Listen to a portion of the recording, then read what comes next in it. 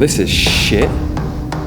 How is this even possible? No views in 13 days. That is insanely shit. I'm embarrassed to be you, and I am you. Something needs to change. Something needs to change. You need to change your face. Your face is the problem. That is it. It's just, do you know what it is? It's just tragic. If I'm being honest, it's tragic and sad. Do you know what? It's a cold, hard fact. YouTube is hard. And the competition to get your videos seen is absolutely unreal. The place is saturated with content, all fighting for people's attention. So how the hell can we stand out and be seen? I'm just dancing. You not be there? I'll be there forever. Hang about. You might be thinking to yourselves, what does a small channel like you know about standing out on YouTube, pal? Well, because one of our videos did this. Over 70k views in just under a month.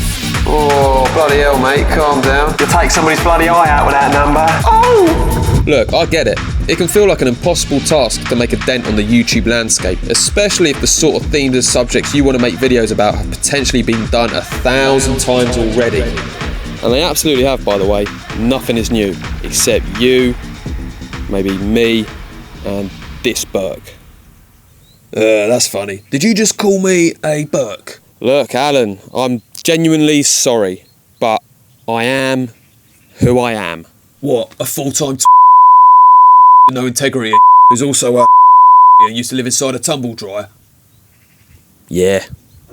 Yeah, so as I was saying, if everything's been done before and the only new thing is you, simply means we need to lean into ourselves to stand out and potentially get more views to grow our channel, because even if you're not trying to take over YouTube and blow up and be drowning in so many views that you need to defy evolution and transform into a fish just to breathe, you still want people to see your videos because too much work goes into making them, especially if you're doing it all by yourself. And that's why being strange is good. Yeah, exactly. Really strange. Like we're gonna totally lick your eyeballs. No, under no circumstances are we doing that. That is definitely not on the cards. That's not happening. Well, I'm going to do it. What is the problem? You said to be strange. Yeah, I get it, but there's a limit. Mate, your melon is fully twisted. What is wrong with you? Whatever you say. I feel like, have you done that before? No. Because what about the other week when I woke up and you were in my bedroom and you had your tongue out and all that? What was that about? No, that was I were you just doing happened that? To be in your room with my tongue. It's just... Oh, I bet you were. Look, if we just embrace our strange side, you know, the side of us that makes us truly unique, then we can use that to help differentiate our videos from everyone else's, even if we're all covering the same topic. We can all fit within the same genre. It's just how we tell the story that really matters. I suppose now would be a good time to talk about that video. You know the video I'm talking about. It's the video that I mentioned at the start of this video. The one that has got us over 70,000 views so far. Now, that video was essentially just about the fact that life is too short, so you probably should spend it doing something that you love. Nothing new there. That story's been told 1,000 times, but so's every story been told like 1,000 times.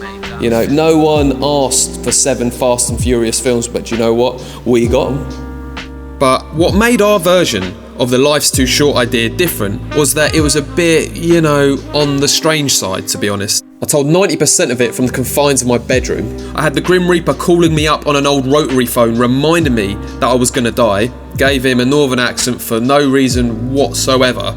I also played all the supporting characters, with one of them pitching a film idea that was the perfect blend between the films Titanic and Speed, which, I don't know, the more I think about it, how has someone not made that film yet? And lastly, it featured one of my drawings, Low Res Alan, who I had working part-time for the Grim Reaper. Obviously, this cocktail of madness had to make sense through structure and storytelling, but I do feel like it was the secret sauce that helped our video to stand out. And to be honest, it felt quite good to finally find a place for my strange little drawings, because up until this point, they've kind of just been gathering dust on a hard drive. And I suppose when I really think about it, that's the great thing about YouTube, is that you have full creative freedom, which is quite rare, to be honest.